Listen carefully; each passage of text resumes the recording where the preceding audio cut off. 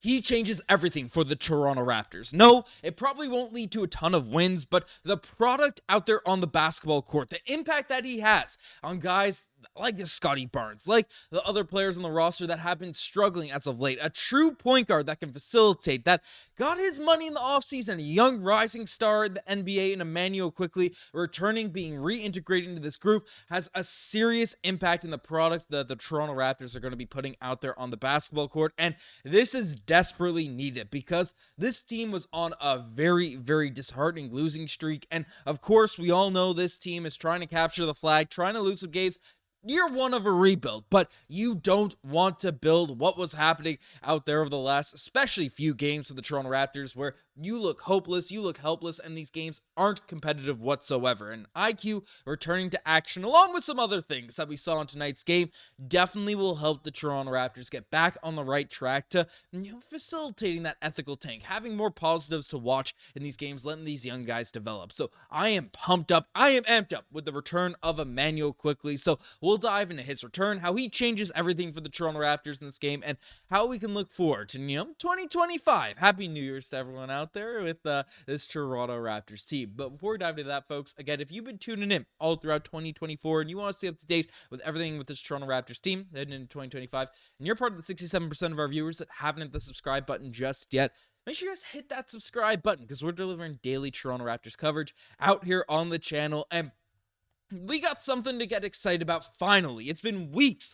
since the Toronto Raptors have won a game, and it's definitely been a good few games since we've had anything really positive to talk about. But heading into this one, it was a kind of a late call, a late report, but IQ Immanuel Quickley, the man that got paid a ton of bread out there in the offseason, he returned to action. And frankly, there wasn't much rust out there in Immanuel Quickley in this game tonight. Now, I also project he's probably going to have a couple down games, because that's just what happens. He returned from injury. You might have a super high immediately, and then you have a little bit of an ups and downs. We're seeing it with Scottie Barnes right now, who's returning to action, but IQ in his immediate return looked phenomenal for this Toronto Raptors team, right? 7-16 from the field, 3-7 from the three-point line, but really as a facilitator. He had 21 points and 15 assists. 15 assists. And I know Scottie Barnes a point guard and all that type of stuff, but there were a lot of turnovers being happening for this Raptors team since IQ has been out, since he hasn't really played over the course of the season. Having amalgamation of Scottie Barnes, Davion Mitchell, Jamal Shead out there running that point guard position. But right now tonight, we got what this team could look like with an actual natural point guard running that PG spot. And you love to see it from Immanuel Quickley because you just see the next level facilitating. It's not even just the assists, right? IQ is a guy that just knows his teammates. He knows when this ball is, like, the role, the job of a point guard is not just to, of course, score in the modern NBA. You got to get some buckets to facilitate, be that one immediate passer. But if Scottie Barnes is hot, if Gradey Dick is hot, if one of these guys are cooking, you adjust the offense. You adjust the game plan to swing that basketball and make sure it ends up in the hands of Scottie Barnes and Gradey Dick. And I thought tonight, the Raptors did a really, really good job of swinging that basketball, making sure that the players that were hot, the players that were hitting, they kept getting fed the basketball. And that's the goal of any good offense, right? To be able to swing, play free, fluid, and then have it always end up into the best possible options on any given night, depending on who's hot, who's not, right? That work it out. Obviously, having a true natural point guard running that spot helps that out big time. But the return of IQ couldn't have come at a better time because, frankly, this team was desperate. This isn't that isn't an understatement, right? We lost 11 straight games, I believe, and it was looking bad because the Brooklyn Nets, they're a team that's struggling right now. They traded away Dorian Finney-Smith, just brought in D'Angelo Russell, but we got a tough schedule ahead as well. You don't want a losing streak on your resume that can get into the mid-teens, the 20 games, and we're facing off against the Orlando Magic, the Milwaukee Bucks, the Knicks, the Cavs. Very, very tough teams ahead for this Toronto Raptors season. So this Brooklyn Nets game,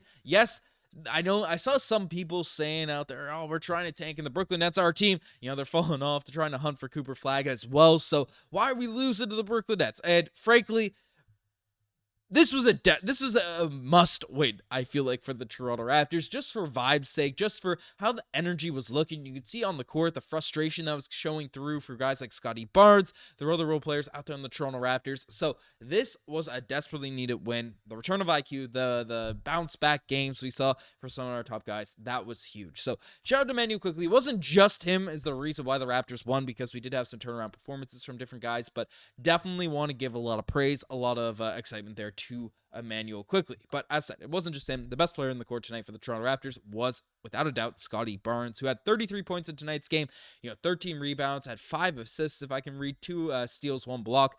14 of 18 from the field. I gotta make the screen bigger so I can read it.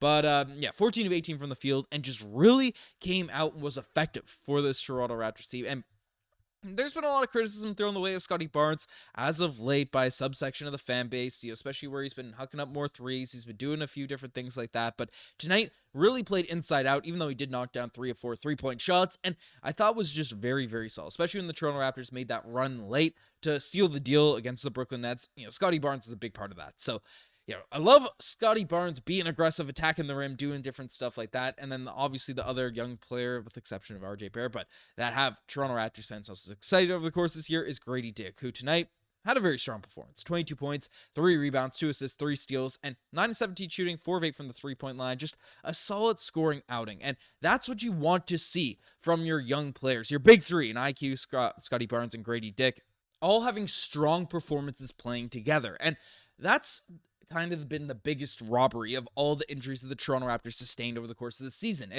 They haven't really had time to build up chemistry. Immanuel Quickley, RJ Barrett, Scottie Barnes, and Gradey Dick. Still no RJ Barrett in tonight's game, dealing with an illness that has apparently been going around this team.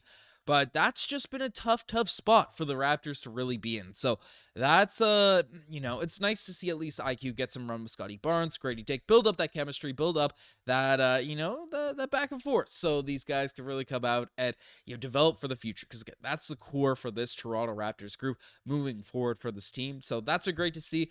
Ochai Agbaji also had a desperately needed bounce back game. He was really good in tonight's outing. 14 points, played good defense, knocked down his 2 3-point shots.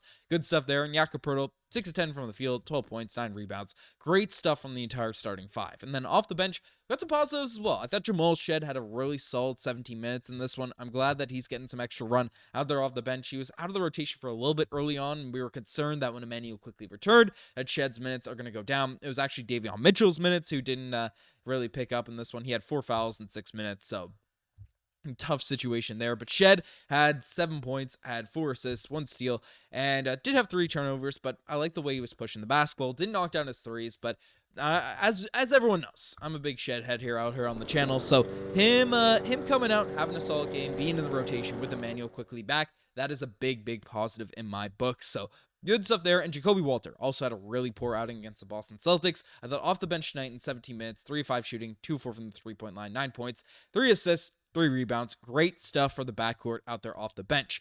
My one concern, the one thing I am bringing up is, I get that the Raptors are trying to showcase Kelly Olynyk. They already showcased Chris Boucher a good chunk in the early on of the season. No Bruce Brown tonight's outing. Obviously, Davion Mitchell only got 6 minutes. There's a lot of guys that in theory should be getting minutes to this Raptors squad. Jamison Battle and Jonathan Mobo not getting any run is tough for 2 rookies that are showing so much promise, on a young team, not getting, important minutes over the course of a year.